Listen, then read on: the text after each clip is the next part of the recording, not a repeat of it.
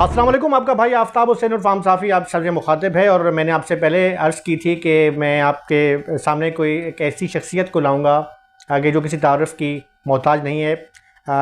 कुछ गुज़िश्ता रोज़ जो है वो आलमी सहाफ़त का दिन मनाया गया। आलमी सहाफ़त को सवाल से हम सहाफ़ियों की जब बात करते हैं तो कुछ सहाफ़ी ऐसे होते हैं कि जिन्हें सीनियर कहते हुए यकीन तौर पर जो हमें भी फ़ख्र महसूस होता है कि हम इन सहाफ़ियों को सीनियर कह रहे हैं। वैसे तो जब से इलेक्ट्रॉनिक मीडिया का दौर आया है, माज़रत के साथ हर सहाफ़ी जो साल 2 साल किसी इलेक्ट्रॉनिक मीडिया में लगा लेता है वो सीनियरिटी का लफ्ज़ अपने नाम के साथ इस्तेमाल कर लेता है और सीनियर हो जाता है। लेकिन हमें याद है कि जब हम अखबारात में थे, डीसी पेजर का दौर था, तो पॉलिटिकल सहाफ़त की हम बात करते हैं तो चंद नाम थे जिसमें साबिर अली भाई थे, यूसुफ़ अली मरहूम थे, इसके यूसुफ़ खान साहब मादर यूसुफ़ खान साहब थे, इसके अलावा जो है सफदर भाई थे, अल्लाह ने उनके सेहत कामला था फरमाए, अलील भी हैं, शाह जतोई साहब थे, और इसके अलावा जो हैं डॉन से गौरी साहब थे। कुछ सहाफ़ी थे और यकीन तौर पे साबिर भाई का एक जो नाम है वो किसी तारीफ़ का मुहताज नहीं है।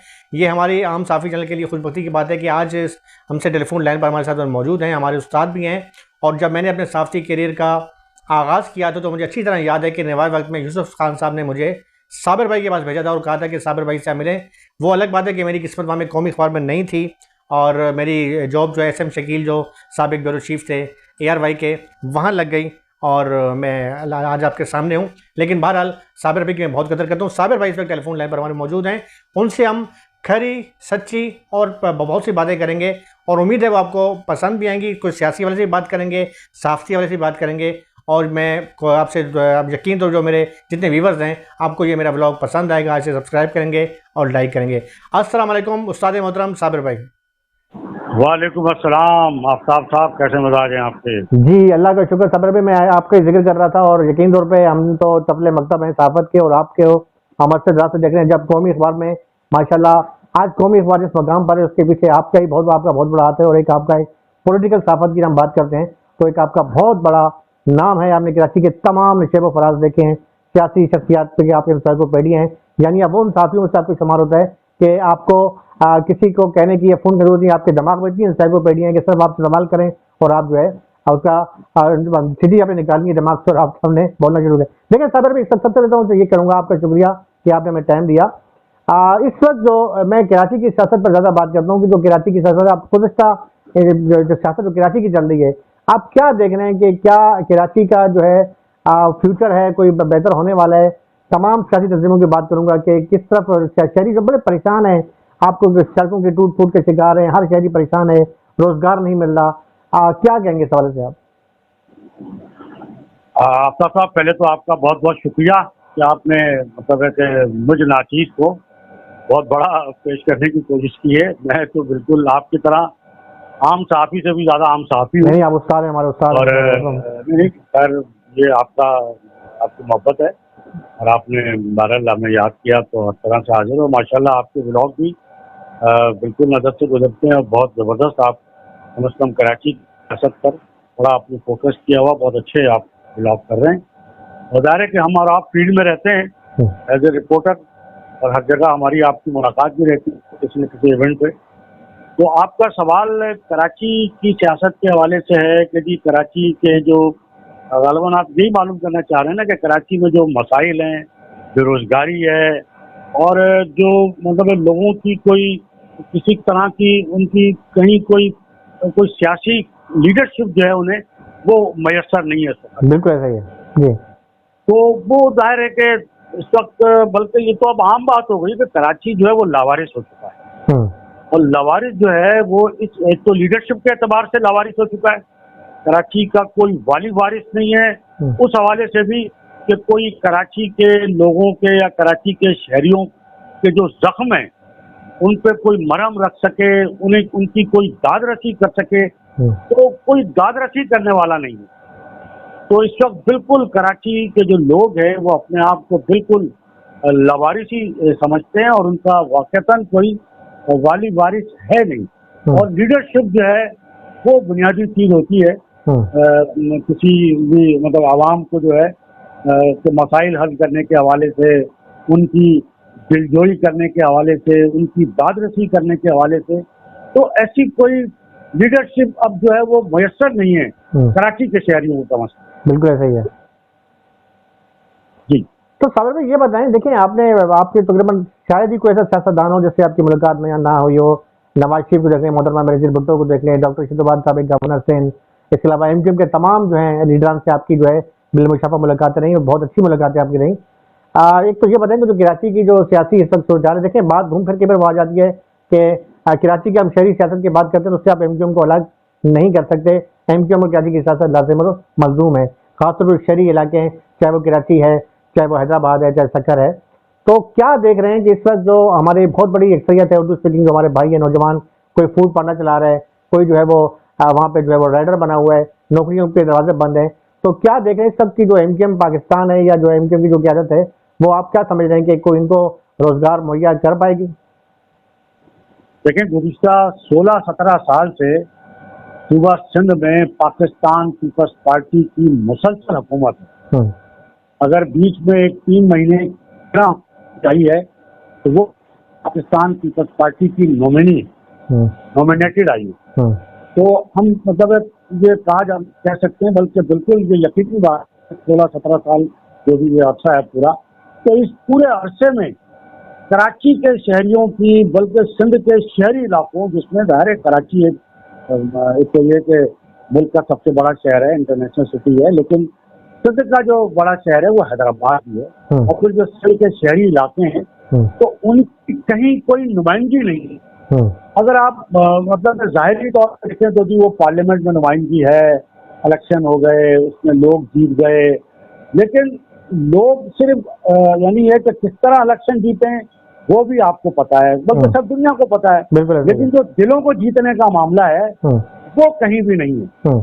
तो जो कराची, हैदराबाद और सिंध के शहरी इलाकों के लोगों में जो शदीद मायूसी है, जो महरूमी पाई जाती है, उसका कोई मतलब है, उसको कोई दूर करने वाला नहीं। तो आप किसी ऐसे मसीहा के इंतजार में हैं और अल्लाह ताला से ही उम्मीद रखते हैं लोग। जाहिर है कि आखिरी उम्मीद तो अल्लाह से ही लगाई जा सकती है, बंदों से तो नहीं लगाई जा सकती।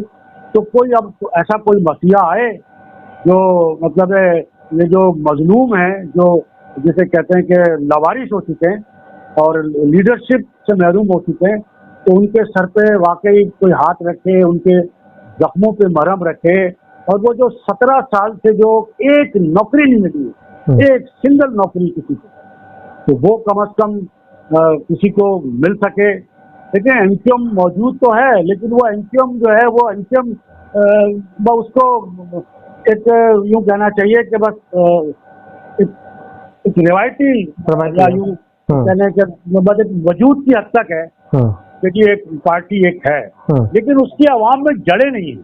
बिल्कुल, आवाम के अंदर उसकी पजीराई नहीं है और आवाम जो है वो मायूस है और बहुत ज्यादा मतलब उनमें बड़ी नाउमीदी पाई जाती है। देखिए, पहले जो निज़ाम था, परवेज मुशर्रफ साहब ने एक बड़ा जबरदस्त नाज़मीन का निज़ाम लेकर आया। उन्होंने जनाब ये कमिश्नर, डिप्टी कमिश्नर, ये जो ब्रिटिश का निज़ाम था, ये बहुत बड़ी बात थी, इसको खत्म कर दिया था। बिल्कुल, और ये खत्म करके नाज़मीन का निज़ाम लाए। और उस वक्त ये था कि जो नाज़मीन थे, यूसी नाज़मीन, काउंसलर, लोगों का एक्सेस था उन तक। बिल्कुल ऐसा ही है। लोग अच्छा निचली सतह तक आ गए थे, लेकिन अब वो दोबारा से ज़ाहिर जो करप्ट लोग हैं, जो डिप्टी कमिश्नरों के जरिए और ब्यूरोक्रेट के जरिए जो है आवाम को हैंडल करते हैं, यानी जिन ब्यूरोक्रेट्स के दफ्तर में कोई आम साहिल जो है वो घुसने का, जाने का तस्वुर ही नहीं कर सकता, इतने बैरियर होते हैं इन ब्यूरोक्रेटों के। और आप ये देखिए इनका काम क्या है, जिनको आपने कमिश्नर, डिप्टी कमिश्नर, आप मुझे बताएं कि ये जो करोड़ों अरबों रुपए इन पे जो है सर्फ होते हैं, इनके आप दफातर देखें तो क्या शहाना है, इनकी राजगाहें देखें, इनका प्रोटोकॉल देखें और इन पर जो खर्चा है, लेकिन इनका आप काम देखें। यानी साल में सिर्फ एक रमजान मुबारक का महीना आता है और वो उम्मीद होती है कि भी ये डिप्टी कमिश्नर या एसडीएम साहबान या असिस्टेंट कमिश्नर ये अशिया खुद नोश पे कोई कंट्रोल टाइप की कोई चीज करने की कोशिश करेंगे। वो करेंगे, वो भी करेंगे जी हाँ। पूरे साल में सिर्फ एक ये काम नजर आता है, वो भी नहीं कर पाते। बिल्कुल। तो अंदाजा करें कि एक ठेले वाले के पास एक तरबूज या केले या सेब वाले के पास एक एसडीएम जो है वो 2 करोड़ की गाड़ी में से उतर के जाएगा 6 गार्डों के साथ और उससे पूछेगा कि जी आप ये कितने का बेच रहे हो, तो ये क्या मतलब कौन सा निजाम है ये? बिल्कुल। तो बात ये है कि बस सारा करप्शन का निजाम है, सिस्टम सारा चल रहा है, वो आपको पता है, मशहूर जुमला के सिस्टम का खेल है सारा। जी। अरे साबिर भाई ये बताएं, देखिए आपने तो कई हुकूमतें अपनी देखी, हुकूमतें बनते हुए भी देखी, हुकूमतें गिरते हुए भी देखी, आपका एक बहुत बड़ा सियासी हवाले से एक आपकी वर्थ है। देखिए एमक्यूएम का एक पीक का दौर था, हम तो बहुत शागिर्द हैं आपके सामने, हमने भी एक एमक्यूएम का एक पीक का दौर देखा है कि जब जो है एक आवाज पे जो है लोग खामोश हो जाते थे, 1 2 3 पे एक नाम था, दबदबा था, और मेरे ख्याल में नज़्म ज़ब्त भी था। मैंने खुद अपनी आंखों से देखा, गवर्नर से नीचे बैठे हुए हैं, राब्ता कमेटी ऊपर बैठी हुई है, एक तंजीमी नज़्म ज़ब्त एक डॉक्यूमेंट था। अब वो क्या वो एमक्यूएम दोबारा वैसी बन सकती है या नहीं, जरा बताएं। देखिए बनने को तो सब बन सकती है, बल्कि मौजूद है, ऐसी बात नहीं है कि मौजूद नहीं है। और ये तो इस बात से तो कोई इनकार नहीं कर सकता कि पाकिस्तान में मिडिल क्लास को जिस तरह मतलब ऐवानों में अगर पहुंचाया है, तो वाहिद जो है वो एमक्यूएम, और वो एमक्यूएम जो है ज़ाहिर है बानी मुत्तहिदा अल्ताफ हुसैन के बगैर, क्योंकि ये जो नजरिया है महाजिर का भी, अल्ताफ हुसैन की सारी गलतियां या जो भी उस कहना चाहिए वो बिल्कुल वो जो तराजू के 2 पलड़े हैं ना, एक पलड़े में उनके सारे आप गलतियां कोताहियां या बहुत सारी उनके मामला को एक पलड़े में डाल दें, और दूसरे पलड़े में सिर्फ एक चीज डाल दें कि उन्होंने महाजिरों में यूनिटी पैदा की, उन्होंने महाजिरों में जो इत्तेहाद, यानी महाजिर वो कौम कहलाती थी जिसको कहते थे कि ये मेंढक हैं और इनको तोला नहीं जा सकता। महाजिर वो कौम थी कि वो खुद ही एक दूसरे की टांगे खींचने वाली कौम, मुत्तहिद होने का, यूनिटी का तस्वुर भी नहीं कर सकते थे महाजिर कौम। आपने देखिए एमक्यूएम बनने से पहले हर कौम में बड़ी यूनिटी थी, बड़ा इत्तेहाद था। यहाँ यानी एमक्यूएम बनने से पहले वो जो वैगनें चलाते थे लोग, जो रक्षा चलाते थे, जो मकसद है कि वो एक जरा सा अगर किसी को कुछ कहें, अगर उसी की गलती पे, यानी अगर एक पैसेंजर है उससे अगर कोई जायज बात भी अगर वो कर रहा है तो 1 सेकंड के अंदर जो है वो इतने सारे उसके सारे जो है बिरादरी के लोग, रक्षा वाले हो, वैगन वाले हो, वो जमा हो जाते थे और ये पूछते नहीं थे कि गलती किसकी है और उसको मारना शुरू कर देते। बिल्कुल ऐसा ही था, बिल्कुल ऐसा ही, ठीक है ना। तो एक मतलब यूनिटी नहीं थी। तो अल्ताफ हुसैन का सबसे बड़ा क्रेडिट ये है कि उसने एक ऐसी कौम को मुत्तहिद किया कि जिसको मुत्तहिद करने का, एक प्लेटफॉर्म पे लाने का तस्वुर भी नहीं किया जा सकता। तो ये जो क्रेडिट है ना कि आप तराजू के एक पलड़े में उसकी उनकी सारी गलतियां कोताहियां वो रख दें और एक पलड़े में ये रख दें कि उन्होंने एक महाजिर एक तो नजरिया दिया, एक नाम दिया, एक यूनिटी जो दी, वो मकसद है, वो पलड़ा उनका भारी है। साबिर भाई देखिए सर, जो मुल्क जिस सूरत से गुजर रहा है, देखिए आप जो भारत में प्रोपेगेंडा मुसलसल किया जा रहा है और बड़ा बेढंगा किस्म का जो है वो, एक तरफ आरिफ फाजाकिया की आपने वीडियो देखी होगी कि वो, बल्कि मेरे ख्याल में ना किसी एमक्यूएम की किसी धड़े ने उसकी ये भी नहीं कहा, ना तरदीद किया ना तस्दीक किया, मतलब अपने तौर पर वो कर रहा है। अच्छा, दूसरी जानिब अगर हम देखते हैं, माजी में आप भी इस बात से गवाएं कि पाकिस्तान की सालमियत पर जब भी कोई बुरा वक्त आया तो पाक फौज की हमायत में सबसे जो बड़ी रिकॉर्ड रैली थी वो एमक्यूएम ने निकाली थी। आपको याद होगा कि वो रिकॉर्ड आज तक कोई नहीं तोड़ सका। तो मेरे ख्याल में इस वक्त जो सूरत हाल है, मुल्क पर नाजुक सूरत हाल है, अंदरूनी और बैरूनी तौर पर साजिशें हो रही हैं और बड़ी अजीब सी सूरत हाल है, तो मेरे ख्याल में ये वक्त अच्छा नहीं है कि तमाम जो सियासी लोगों को जो है वो जो उनकी कुछ थोड़ी बहुत गलतियां हुई भी सजात खत्म करके उन्हें इस मुल्क की खातिर एक प्लेटफॉर्म पर लाया जाए।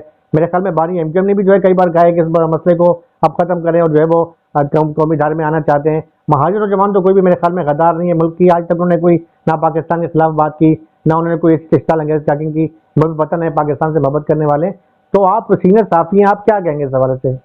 अभी आपने बात की कि सबसे बड़ी रैली जो है फौज की हिमायत में वो एमक्यूएम ने निकाली, तो ये तो पाकिस्तान की 76 साल तारीख है, यानी वो जमातें जो फौज की बी टीम कहलाती हैं, मतलब मशहूर है वो इस बात में कि वो बी टीम है, उन्होंने भी आज तक फौज की हिमायत में इस तरह खुलकर रैली नहीं निकाली जो एमक्यूएम ने निकाली। और बानी मुत्तहिदा अल्ताफ हुसैन ने और वहाँ लंदन से सल्यूट किया उस रैली को उन्होंने। और ये वाहिद अल्ताफ हुसैन ही है कि जिन्होंने पहले भी कई बार ये कहा है कि मैं कम से कम 1 लाख अपने कारकुन जो है वो दे सकता हूँ, जो कुर्बानियां मतलब है जो फौज के शाना बशाना जो है वो मुल्क की सलामती और मुल्क की खातिर दुश्मन से लड़ने के लिए ये वो पेशकश मतलब कर सकते।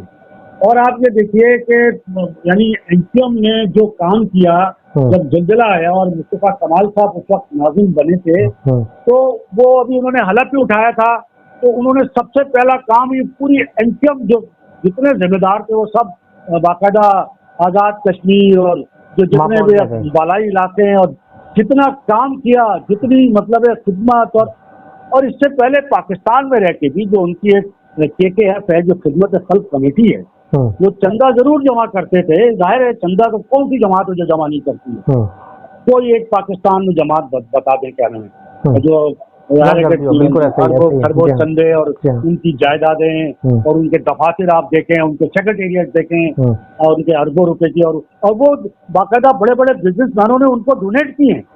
बिल्कुल मैं नाम नहीं लेना चाहता, डोनेट की हुई है। तो मतलब है एनसीएम, लेकिन जब एनसीएम का जो वो जो मुफ्त बाजार होता था, अगर आप, क्योंकि मुझे नहीं याद करता कि आप उस वक्त रिपोर्टिंग में ये थे, याद है, मुझे याद है, बिल्कुल याद है, बिल्कुल याद है, तो वो बाजार लगता था, बिल्कुल याद है। उस वक्त जो सिंध के जो गवर्नर थे वो महमूद हारून साहब, जी मैं उस वक्त स्टूडेंट था, साफत में नहीं आता, लेकिन मैं याद है, अखबार पढ़े, हमारे घर में हमारे अखबार आता था, और हमारे अखबार में वो देखिए ना कि वो महमूद हारून साहब सिंध के गवर्नर थे, और वो यानी करोड़ों रुपए की अशिया जो है लोगों में बिल्कुल बांटी जाती, बिल्कुल ऐसा ही है। तो एक काम तो था ना, बिल्कुल ऐसा ही है। तो अब आप देखें, अगर इल्जामात की बात है, और इल्जामात मुमकिन है सही भी, तो ये बताए फरिश्ता कौन है पाकिस्तान में, कौन सी जमात है, बिल्कुल ऐसा, कौन सा सियासी लीडर है जिसको आप फरिश्ता कहें, बिल्कुल ऐसा ही है, ऐसा ही है। तो या तो ये बता दें, तो गलतियां तो देखें सबसे होती हैं, कोताहियां तो सबसे होती हैं। तो जब आर्मी चीफ थे परवेज मुशर्रफ साहब, है ना, वो तो एक फौज सिपहसालार थे ना वो, बिल्कुल ऐसा ही है। तो उन्होंने एनसीएम से मतलब है एनसीएम का साथ लिया ना आखिर उन्होंने, बिल्कुल लिया, जी हाँ बिल्कुल लिया, बिल्कुल तो लिया। फिर मतलब है आज अगर आप कहें कि जी वो फला वो फला वो फला, तो भाई वो फिर आपने उनके साथ ऐसा क्यों किया, अगर वो फला, अच्छा फला, तो फिर बहुत सारे फला है, हाँ फिर तो पार्लियामेंट में बयान दे चुके हैं, ठीक है ना। नवाज शरीफ साहब जिस तरह वो जो उनकी एक फैक्ट्री से वो एक उनका एक स्कैंडल आया था कि जी वो उनकी फैक्ट्री में इतने मुलाजिम जो है राज के एजेंट हैं, और फिर वो खुद जिस तरह अपने पर्सनली उन्होंने जो अपने घर की शादी की तकरीब में जिस तरह भारत वजीर आजम को बुलाया था, बिल्कुल ऐसा ही है। तो जिस तरह उनके ताल्लुकात, उनका कारोबार, उनका वहाँ पैसा लगा हुआ, बिल्कुल ऐसा ही है, वहाँ इन्वेस्टमेंट है, बिल्कुल ऐसा ही है, ऐसा ही अरबों रुपए का, बिल्कुल। तो ये तो देखे ना, मकसद है कि आप अगर किसी पे मलबा बेचाए डाल दें, सही बात, बिल्कुल ऐसा ही, ऐसा ही है।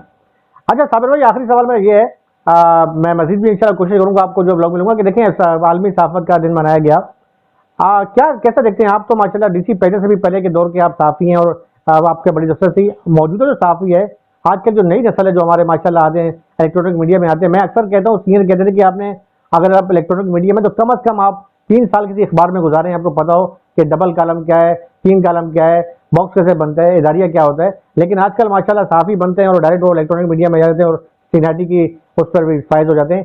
क्या आप पैगाम देंगे नए साथियों को जो माशाल्लाह हमारी नई नौजवान नस्ल आती है और फिर सीनियरिटी के अहदे पर भी फायद हो जाते हैं? मुझे एक बात याद आ रही है इस मौके पर कि मैंने कौमी अखबार के इंटरव्यू के लिए मैं गया, उस वक्त स्पीकर थे आगा सिराज दुरानी साहब, ठीक है, सिंध असेंबली के, या तो वो पहले भी स्पीकर रहे शायद, बहरहाल मैं पहले वाले की शायद बात कर रहा हूँ जब वो पहली दफा रहे, या बहरहाल वो स्पीकर थे, किसी भी हम उनका करने गए, आगा साहब बड़े दोस्त नाम मतलब है, जैसे कहते हैं कि बड़ा रिस्पेक्ट करते हैं साथियों की भी, और बहरहाल उनसे बात हो रही थी तो कहने के यार छोड़ो, अभी तो साफी ऑफिस की तरफ तो बात कचरा आ गया सही बात है, बोला अब तो आपके सहाफत पे भी कचरा आ गया है, और हमारी सियासत में भी जो है ना वो कचरा आ गया है, कचरा आ गया है, बिल्कुल सही। और डायरेक्ट वो जो क्या कहते हैं, वो जो जिस तरह लोग आते हैं पैराशूटर, बाकायदा उन्होंने एक बहुत ही एक अहम पीपल्स पार्टी के रहनुमा का नाम लिया, ठीक है, मैं ना यहाँ नहीं कहना चाहता, उन्होंने कहा देखो ना यार ये पैराशूटर, ये पैराशूटर है, ये बिल्कुल ऐसा ही है, ऐसा ही है, ऐसी ऑफ द रिकॉर्ड बात हो रही है, बिल्कुल सही बात है। तो उन्होंने कहा एक तो मीडिया में कचरा आ गया भाई, बिल्कुल, बहुत मतलब है, कहाँ साफी आपके यार, अब आप बस हमें कब से हम आपको देखने हमें नजर आते हैं, लेकिन अब तो और फिर में तो कचरा है और सियासत में भी कचरा, और पैराशूटर आ गए, पैराशूटर आ गए, तो वो एक बहुत ही अहम मनसब पर है इस वक्त उनके बारे में उन्होंने नाम लेकर कहा था जी। तो मैं तो यहाँ नहीं, उनका नाम अच्छा नहीं लगता। बिल्कुल सही, नहीं सारा समझ नहीं हूँ, काफी हद तक मैं समझ गया आपका, बिल्कुल सही कह रहे हैं, बिल्कुल आप सही कह रहे हैं, बिल्कुल समझ गए। जी हाँ, तो सहाफत भी बस भाई अब देख ले जिस तरह की हो रही है, तो अब तो हर आदमी देखे जिसके पास अब मोबाइल है ना, जी जी, वो साफ ही है, वो साफ ही है। बिल्कुल। और अब आप किसी भी चीज को आप जितना कुछ कर लें रोक नहीं सकते। बिल्कुल, यानी सोशल मीडिया का दौर है, बिल्कुल ऐसा और हर शख्स जिसके पास मोबाइल है वो रिपोर्टर है, और वो हर चीज जहाँ भी वो देखेगा वो रिपोर्ट कर रहा है। तो आप कब तक किस किस चीज को कैसे कैसे छुपाओगे, मुमकिन ही नहीं। बिल्कुल ऐसा ही है, ऐसा ही है, ऐसा ही है, ऐसा ही है, बिल्कुल ऐसा ही है। चलें साबिर भाई, बहुत शुक्रिया, आपने हमें टाइम दिया और अपने शागिर्द को, इंशाल्लाह मैं मजीद भी आपसे मशवरे लेता रहूँगा, और आपको जो है हम कोशिश करेंगे कि आपको अपने प्रोग्राम में लें।